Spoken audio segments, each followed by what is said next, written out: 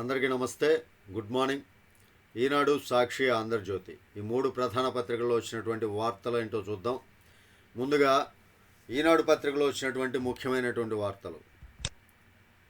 జీతం కోసం ఆంగ్లం, జీవితం కోసం తెలుగు.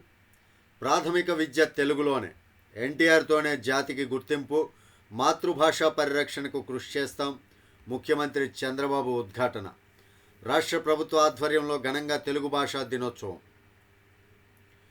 జీవితం కోసం తెలుగు భాషను బతికిస్తాం, జీతం కోసం ఇంగ్లీషు నేర్పిస్తాం అని ముఖ్యమంత్రి చంద్రబాబు నాయుడు ఉద్ఘాటించారు. తెలుగు భాషను కాపాడేందుకు మనమంతా పునరంకితం కావాలని పిలుపునిచ్చారు. ఏ విధంగానూ భాషా విధ్వంసానికి గురికాకుండా కాపాడుకుంటేనే జాతి వైభవాన్ని భావితరాలకు అందించగలమని అన్నారు. వ్యవహారిక భాషోద్యమం ద్వారా తెలుగుకు గిడుగు రామ్మూర్తి పండితులు చేసిన సేవలకు గుర్తింపుగా ఆయన జయంతిని పురస్కరించుకొని గురువారం విజయవాడలోని తుమ్మలపల్లి కళాక్షేత్రంలో రాష్ట్ర ప్రభుత్వం తెలుగు భాషా దినోత్సవాన్ని నిర్వహించింది. కార్యక్రమంలో ఉప ముఖ్యమంత్రి పవన్ కళ్యాణ్, మంత్రి కందుల దుర్గేష్, పలువురు ప్రజాప్రతినిధులు పాల్గొన్నారు. గిడుగు రామ్మూర్తి పంతులు మునిమనవడు నాగేశ్వరరావు, మునిమనవరాలు కాంతికృష్ణలతో పాటుగా తెలుగు భాషోన్నతికి కృషి చేసిన పలువురిని ప్రభుత్వం సత్కరించింది. ఈ సందర్భంగా చంద్రబాబు ప్రసంగిస్తూ మన సంస్కృతి సంప్రదాయాలను కాపాడుకుంటే తెలుగు జాతికి ఉనికే ఉండదు, కాపాడుకోకుంటే తెలుగు జాతికి ఉనికే ఉండదు. పోరాటం ద్వారా మాతృభాషను నిలబెట్టిన వ్యక్తి రామ్మూర్తి పంతులు. దాని గురించి గత ప్రభుత్వం ఏం ద్రోహం చేసింది, ఇవన్నీ కూడా ఈ సందర్భంగా ఆయన ప్రసంగించారనమాట. ఇటీవలి కాలంలో పిచ్చి పెరిగింది. ఇంగ్లీషు వస్తేనే ఉద్యోగాలు వస్తాయి, డబ్బులు వస్తాయని అందరూ అనుకుంటున్నారు. కానీ అది మనల్ని మోసం చేయడమే. మనమంతా ప్రాథమిక పాఠశాలలో మాతృభాషలోనే చదువుకున్నాం. మాతృభాషలోనే విజ్ఞానార్జన సాధ్యం. అందుకే ప్రాథమిక విద్య మాతృభాషలోనే జరగాలి. చాలా ఘనంగా చెప్పారండి. నిన్నైతే వైసీపీకి ఒక పెద్ద షాకింగ్ అనే చెప్పొచ్చు. ఇది ఆల్రెడీ 2 రోజుల నుంచి ఈ కథనం అయితే సోషల్ మీడియాలో సర్క్యులేట్ అవుతూ ఉంది. రాజ్యసభ సభ్యత్వానికి మోపిదేవి బేద రాజీనామా. త్వరలో తెదేపాలోకి మోపిదేవి వెంకటరమణ. ఇంకా ఏ నిర్ణయము తీసుకోలేదన్న బేద మస్తాన్రావు. నిన్నైతే ఇచ్చేశారు. రాజ్యసభలో వైకాపా సభ్యులు మోపిదేవి వెంకటరమణ, బేద మస్తానరావు గురువారం తన పదవులు రాజీనామా చేశారు. రాజ్యసభ చైర్మన్ జగదీష్ ధన్ఖడ్కు పార్లమెంటు భవనంలో కలిసి రాజీనామా లేఖలను అందజేశారు. అనంతరం వారిద్దరూ మీడియాతో మాట్లాడారు. తాను తెదేపాలో చేరబోతున్నానని, ఇందులో దాపరికం ఏమీ లేదని మోపిదేవి పేర్కొన్నారు. సూపర్. తన రాజకీయ భవిష్యత్తుపై త్వరలో నిర్ణయం తీసుకుంటా అన్నట్లు మస్తాన్రావు వెల్లడించారు. ఇది పరిస్థితి. ఇద్దరైతే రాజీనామా చేయడం జరిగింది. లోపల పేజీల్లో వార్తలు వేశారండి. ఇక్కడ ఒకసారి ఏంటో. తెలంగాణ తరహా మద్యం విధానమే. ప్రైవేటుకే రిటైల్ వ్యాపారం, లాటరీ విధానంలో లైసెన్సులు, 2 లక్షల నాన్ రిఫండబుల్ రుసుము.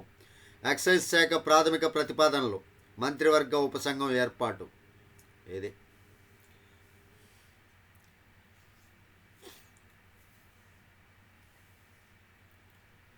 930 కోట్ల రూపాయలతో హ్యాపీ నెస్ట్ ప్రాజెక్ట్. 2018లో నిర్ణయించిన ధరలకే కొనుగోలుదారులకు ప్లాట్లు. మాటకు కట్టుబడి ప్రాజెక్టు పూర్తి చేయాలని సీఎం ఆదేశం. చంద్రబాబు అధ్యక్షతన సిఆర్డీఏ అథారిటీ సమావేశం. విశాఖ, విజయవాడ మెట్రో రైలు ప్రాజెక్టుల్లో కదలిక. ఇది అన్నిట్లో కదలికలు వస్తాయి, పర్లేదు. గవర్నమెంట్ అలాంటిది. మరి కృష్ణాలో కీలక పరిణామం. నీటి కేటాయింపులు సహా 40 అంశాలపై మళ్లీ విచారణ. బ్రిజేష్ కుమార్ ట్రిబ్యునల్ నిర్ణయం. సెప్టెంబర్ 20 నుంచి వాదనలు. కృష్ణా జలాల వివాదంలో కీలక పరిణామం చోటు చేసుకుంది. బచావత్ ట్రిబ్యునల్ ద్వారా కేటాయింపులతో పాటు కృష్ణా ట్రిబ్యునల్ చేసిన అదనపు కేటాయింపులు సహా మొత్తం 40 అంశాలపై మళ్లీ విచారణ జరపాలని బ్రిజేష్ కుమార్ ట్రిబ్యునల్ తాజాగా నిర్ణయించింది. ఏ అంశాలపై విచారణ జరపాలన్న దానిపై ఏపీ, తెలంగాణ రాష్ట్రాలు వేరువేరుగా అందజేసిన అంశాలను పరిశీలించిన అనంతరం ఆ మేరకు నిర్ణయం తీసుకుంది. ఆంధ్రప్రదేశ్ పునర్విభజన చట్టం మేరకు తెలంగాణ ఆంధ్రప్రదేశ్ల మధ్య నీటి పంపిణీ బాధ్యతను కేంద్రం బ్రిజేష్ కుమార్ ట్రిబ్యునల్కు అప్పగించిన సంగతి తెలిసిందే. ఇదండి పరిస్థితి. విభజించారు కదా, 2 తెలుగు రాష్ట్రాలు విభజించినప్పుడు కృష్ణా జలాలు ఎవరికి ఎంతెంత అనేది ఒక చట్టం రూపంలో చేసుకున్నాను అనమాట. దాని గురించి ఆ వివాదం పైన కేసులు అనమాట ఇవన్నీ కూడా. ఏం నిర్ణయం వస్తుందనేది చూడాలి.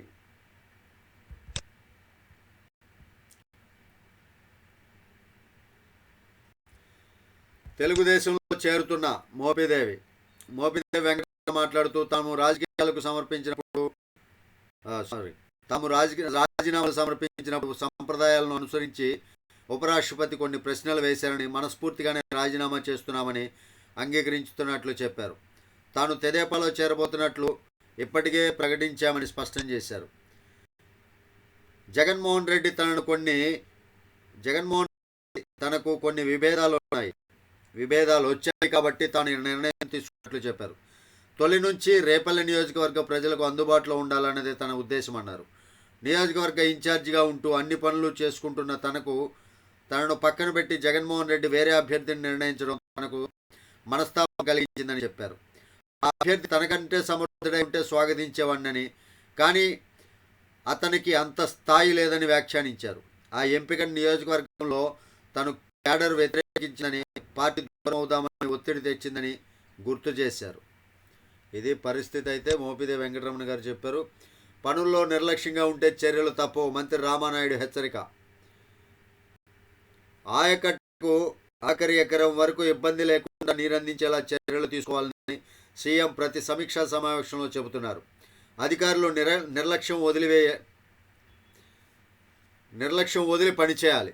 ఎక్కడ లోపం కనిపించినా చర్యలు తీసుకుంటామని జలవనరుల శాఖ మంత్రి నిమ్మల రామానాయుడు హెచ్చరించారు. సూపర్. హెచ్చరికలతోనే ఆగకుండా ఉంటే సరిపోతుంది.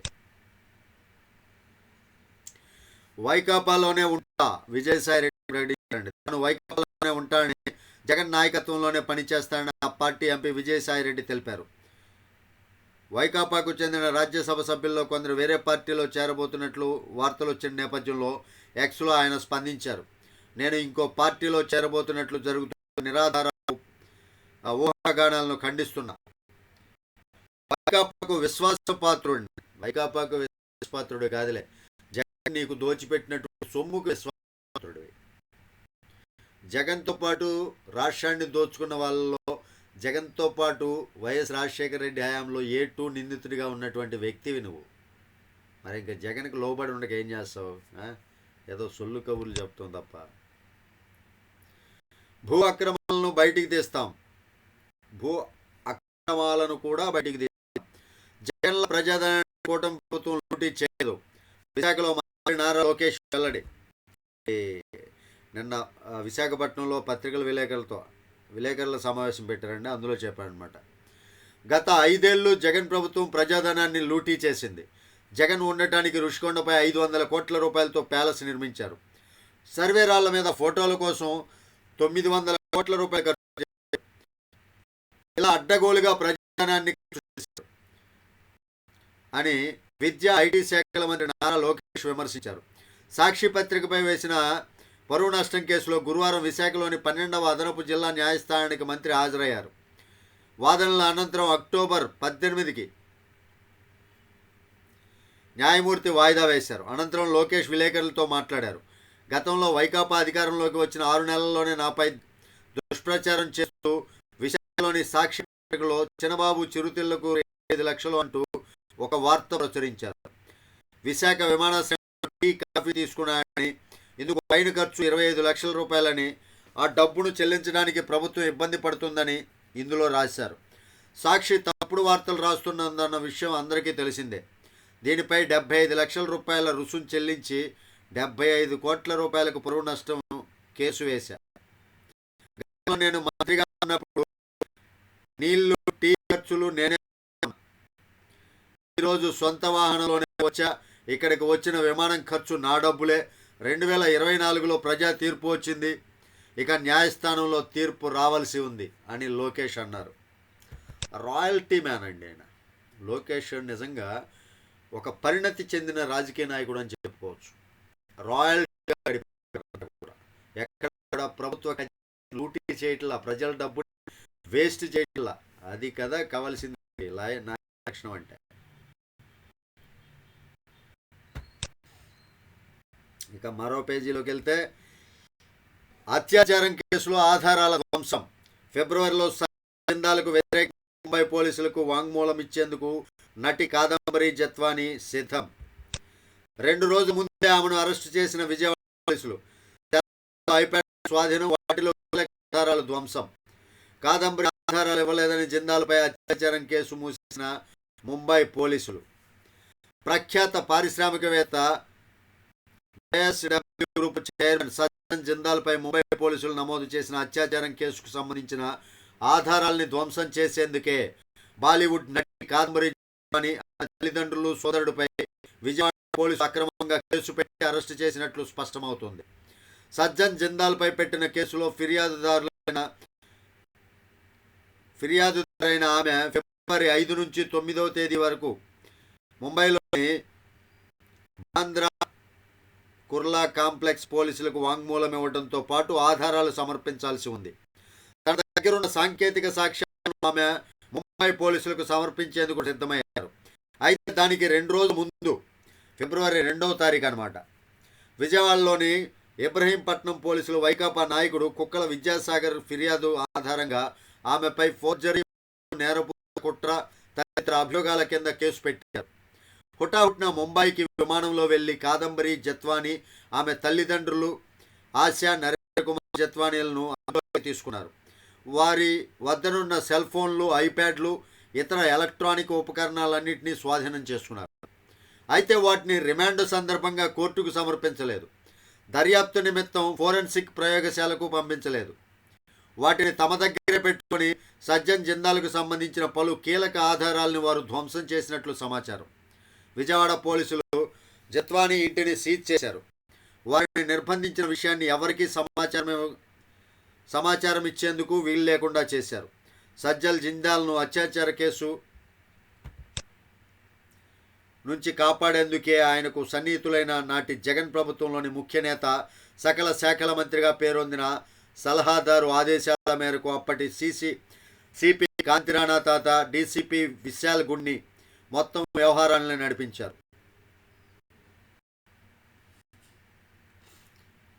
జైల్లో మగ్గుతున్న కాదంబరి ఎలా వాంగ్మూలం ఇవ్వగలరు? విజయవాడ పోలీసుల నిర్బంధంలో ఉన్న కాదంబరి ఫిబ్రవరి 5, 9ల మధ్య ముంబై పోలీసులకు ఎలా వాంగ్మూలం ఇవ్వగలరు? ఆధారాలున్న సెల్ ఫోన్లు, ఎలక్ట్రానిక్ ఉపకరణాలన్నింటినీ విజయవాడ పోలీసులు లాగేసుకుంటే ముంబై పోలీసులు వాటిని ఎలా సమర్పించగలరు? మార్చి 15 వరకు తల్లిదండ్రులు జైల్లో ఆమె ముంబైలోని నివాసంలో అందుబాటులో లేదని, ఫోన్ నాట్ రీచబుల్ వస్తుందని కేసు మూసేయటం ఏంటి? ఆమె జైలు నుంచి బయటకు వచ్చిన 2 రోజులకే, అంటే మార్చి 17న అత్యాచారం కేసులో క్లోజప్ రిపోర్టు దాఖలు చేయటం ఏంటి? దీన్ని బట్టి ముంబైలో అత్యాచారం కేసు మూసేసేందుకు వీలుగా ముందస్తు కుట్ర ప్రకారమే విజయవాడలో ఆమెపై కేసు పెట్టి అరెస్టు చేసినట్లు స్పష్టమవుతుంది. ఇదండి ముంబై హీరో జరిగినటువంటి కుట్ర మొత్తం అంతా కూడా. దీని భాగమే కాంతిరాణా తాత ఒకరు, డీజీపీ ఒకళ్ళు, సజ్జల రామకృష్ణారెడ్డి సకల శాఖ మంత్రి ఉన్నారు, కుక్కల విద్యాసాగర్ వాడు ఒక ఎదవ ఉన్నాడు, న్యూడ్ ఫోటోలు పంపించిన ఎదవ. ఇలాంటి వాళ్ళు మన రాష్ట్రంలో ఒక మహిళల్ని గౌరవించడం తెలియని నాయకుల్ని మనం ఎంచుకున్నాం ఇంతకుముందు గతంలో. రాష్ట్రంలో తెలంగాణ తరహా మద్యం విధానమే ఎక్సైజ్ శాఖ మంత్రివర్గ ఉపసంఘం ఏర్పాటు చేసిన ప్రభుత్వం. ఆంధ్రప్రదేశ్లో 2019 కంటే ముందున్న తరహా మద్యం విధానాన్ని మళ్లీ తీసుకురావాలని ఎక్సైజ్ శాఖ భావిస్తోంది. మద్యం రీటైల్ వ్యాపారాన్ని ప్రైవేటుగా అప్పగించనుంది. ప్రస్తుతం తెలంగాణలో అమలవుతున్న విధానాన్ని కొన్ని మార్పులతో ఇక్కడ ప్రవేశపెట్టాలని ప్రతిపాదనలు సిద్ధం చేసింది. ఒక వ్యక్తి నుంచి ఎన్ని దుకాణ దరఖాస్తులు స్వీకరించాలని, వచ్చిన దరఖాస్తులను తీసి లైసెన్సులు కేటాయించాలని అనుకుంటోంది. ఒక్కో దరఖాస్తు 2 లక్షల రూపాయల చొప్పున నాన్ రిఫండబుల్ రుసుము విధించాలని యోచిస్తోంది. ఇదండి పరిస్థితి. ఇంతకుముందులాగే ఉండబోతుంది.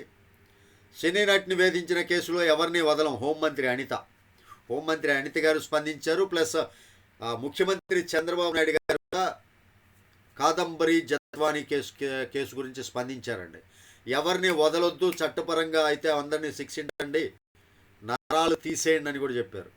అది పరిస్థితి. ఐపీఎస్ఎల్ చుట్టూ బిగుస్తున్న సినీ నటి కేసు వేధింపులపై విచారణకు ఆదేశించిన డీజీపీ. తప్పుడు కేసుల్లో ముంబై సినీ నటి కాదంబరి జత్వానీని అరెస్టు చేసి ఇబ్బందులకు గురి చేసిన వ్యవహారంలో కీలక పాత్రధారులని చెబుతున్న నాటి విజయవాడ పోలీస్ కమిషనర్ కాంతి రాణా డీసీపీ విశాల్ గుండి చుట్టూ ఉచ్చు బిగుస్తోంది. ఐపీఎస్ ఆధారాలపైన తీవ్ర స్థాయి ఆరోపణలు రావడంతో ఐపీఎస్ అధికారులపైన తీవ్ర స్థాయి ఆరోపణలు రావడంతో దీనిపై డీజీపీ ద్వారకా తిరుమలరావు విచారణకు ఆదేశించారు. ఆయన ఆదేశాలతో విజయవాడ పోలీస్ కమిషనర్ రాజశేఖర్ బాబు ఇబ్రహీంపట్నం స్టేషన్లో కాదంబరి జత్వానీ ఆమె కుటుంబ సభ్యులపై కేసు ఫైళ్లను పరిశీలించారు. కేసు నమోదు దర్యాప్తుల్లో అనేక లొసుగులు ఉన్నట్లు గుర్తించారు. సిబిఐ వీటిపై నివేదికను రూపొందించి గురువారం ఉదయం డీజీపీకి అందజేశారు. ఇదండి పరిస్థితి. అయితే ఉచ్చైతే బిగుస్తుంది కాంతాణ డీసీపీ విశాల్ గుండి పైన. ర్యాగింగ్ భూతానికి ఇంజనీరింగ్ విద్యార్థి బలి. ఇంకా ఈ భూతం వదల్లా. ఇదొక ప్యాషన్ అయిపోయింది. ప్యాషన్ అనుకుంటున్నారు.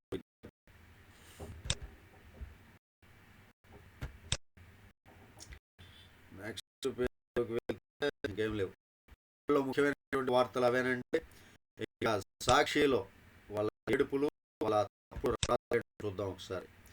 అమరావతిలో భూమాయ 5వ పేజీలో రాశారంట. లేని భూమిని ఉన్నట్లు చూపించే ప్రయత్నం. నదీ గర్భంలో కలిసిపోయిన సర్వే నెంబర్లతో దరఖాస్తు. 104.82 ఎకరాలు, 65 మంది పేరుతో అధికారులకు ఫైలు. సిఆర్డీఏలో మేఘాలపై కదిలిన ఫైలు. వెంటనే నివేదిక పంపాలంటూ రెవెన్యూ అధికారులకు ఆదేశాలు. ఈ తప్పుడు రాతలు ఉన్నాయి లోపల పేజీలో. మార్గదర్శిపై అప్పీల్లో ఉపసంహరించుకున్న సిఐడి. ఈనాడుకు బాబు గిఫ్ట్. మార్గదర్శి చిట్ ఫండ్ అక్రమాలు, నిధుల మళ్లింపుపై గతంలో పక్కాగా సాక్ష్యాలు సేకరించిన సిఐడి.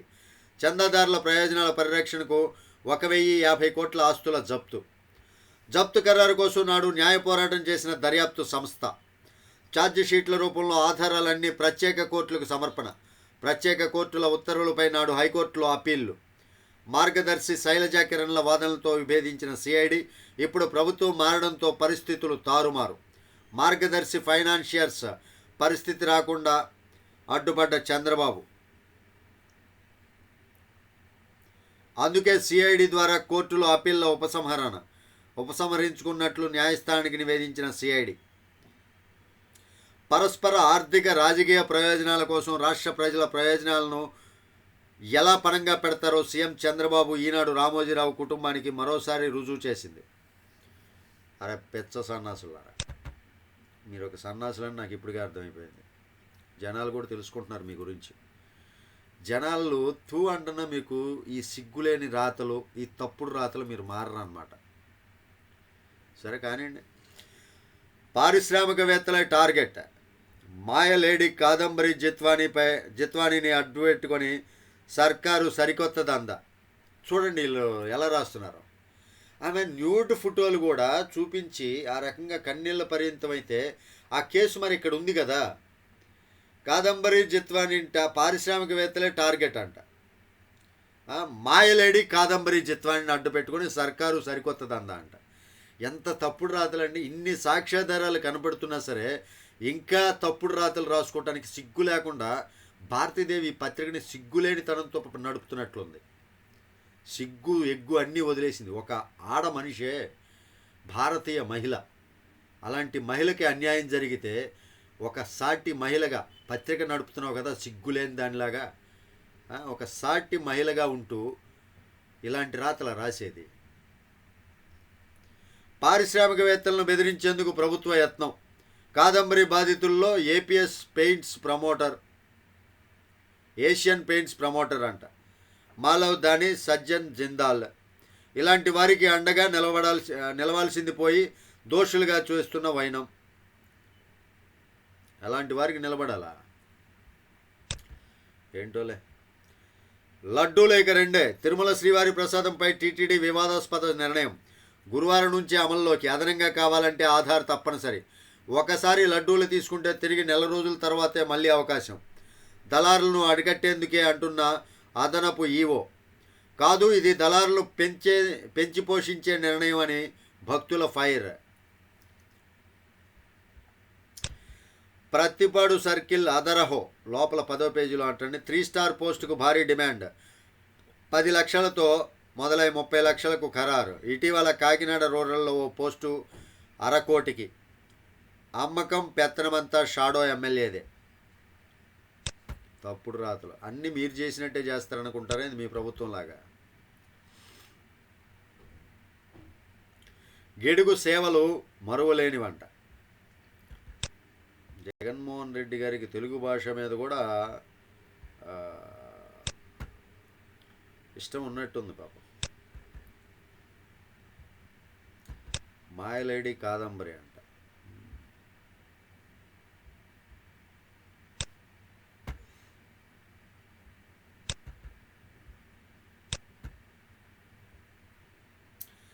అమరావతిలో భూమాయ, కార్మిక వ్యవస్థ నిర్మూలన జరగాలి. నిబద్ధత క్రమశిక్షణతో విజయం తథ్యం. బ్యాడ్మింటన్ క్రీడాకారిణి పివి సింధు విజయవాడలో ఘనంగా జాతీయ క్రీడా దినోత్సవం.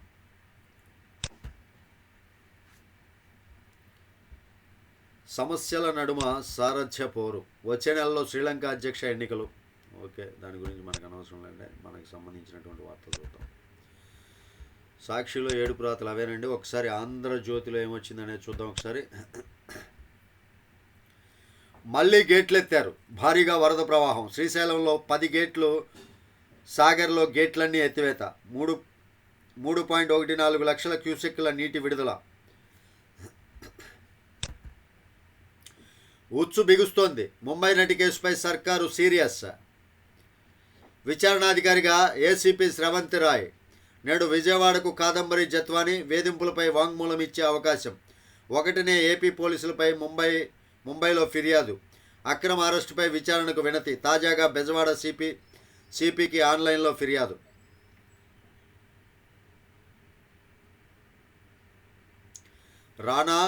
రావా 3 రోజుల నుంచి డీజీపీ ఆఫీసుకు రాని కాంతి రాణా. డీజీపీ ఆదేశాలు లెక్క చేయని ఐపీఎస్లపై శాఖాపరమైన చర్యలు. నటితో సెటిల్మెంట్ కోసం ఐఏఎస్. పలుమార్లు ముంబై వెళ్ళి తనకున్న పరిచయాలతో బెదిరింపులు. జిందాల్పై కేసు వాపస్పై చర్చలు. చివరికి ఆమెపై ఇక్కడ కేసు. ఇది జరిగినటువంటి వ్యవహారం. ఇది ఆల్రెడీ చూసాం. ఏఐసిటీగా అమరావతి 90 రోజుల్లో సిఆర్డీఏ కార్యాలయ నిర్మాణం పూర్తి. రాజధానిలో జింగిల్ క్లియరెన్స్ వేగవంతం. హ్యాపీ నెస్ట్ ప్రాజెక్టు మళ్లీ పునరుద్ధరణ. విశాఖ విజయవాడలో మెట్రో రైలు ప్రాజెక్టులు. ముఖ్యమంత్రి చంద్రబాబు ఆదేశాలు. ఓకే. మోపిదేవి బీదర్ రాజీనామా. ఇది ఆల్రెడీ మనకు తెలిసిందే. సర్కారీ షాపులకు గుడ్ బై. కొత్త పాలసీలో పూర్తిగా ప్రైవేటు మద్యం దుకాణాలే. ఓకే. అదానీ మళ్ళీ నెంబర్ 1. 11.6 లక్షల కోట్ల నికర సంపద. హురున్ ఇండియా రిచ్ లిస్ట్ 2024 వెల్లడి. కరుడుగట్టిన స్మగ్లర్కు కాషాయ తీర్థం. వెరైటీగా రాస్తారండి. ముఖ్యమైనటువంటి వార్తలే చూద్దాం, మనకెందుకు ఇవన్నీ. త్వరలో రాహుల్ డోజో యాత్ర. భాగ్యనగరం దేశంలో అత్యధిక బిలియనీర్లు ఉన్న 3వ నగరం. ముంబై, ఢిల్లీ తర్వాత మనమే. దేశంలో అదానీ మళ్ళీ నెంబర్ 1. 10.14 లక్షల కోట్లతో 2వ స్థానంలో Mukesh Ambani. Hurun India rich list 2024 వెల్లడంట. 16 ప్రభుత్వ శాఖల్లో పొడిగింపు. 15 వరకు బదిలీలకు గడువు. ఆగస్టు 29న ప్రభుత్వంలోని 16 శాఖల్లో బదిలీల గడువును పొడిగిస్తూ ప్రభుత్వం గురువారం ఉత్తర్వులు జారీ చేసింది. ఎక్సైజ్ మినహా మిగిలిన శాఖల్లో బదిలీలను ఆగస్టు 31లోగా పూర్తి చేయాలని ఈ నెల 17వ తేదీన ప్రభుత్వం ఆదేశాలు ఇచ్చింది. కానీ దాదాపు అన్ని శాఖల్లోనూ బదిలీలు ఇంకా ఒక కొలిక్కి రాకపోవడం, 1వ తేదీ పెన్షన్లు పంపిణీ ఉన్న నేపథ్యంలో బదిలీలు నిర్వహిస్తే ఆ కార్యక్రమానికి ఆటంకం కలుగుతుందన్న ఉద్దేశంతో గడువు పెంచాలని ప్రభుత్వం నిర్ణయించింది. అది పరిస్థితి. బంగాళాఖాతంలో అల్పపీడనం ఏర్పడిందంటే ఎల్లుండికి వాయుగుండంగా మారే అవకాశం. రాజకీయాలు కొత్త, వ్యాపారంలో కాదు. మా ఎదుగుదల ఓర్వలేక అసత్య ప్రచారాలు. కమ్మ వెంకట్రావుతో నేరుగా సంబంధం లేదు. భ్రమరా టౌన్షిప్ సిఐఎండి గల్లా రామచంద్రరావు వివరణ.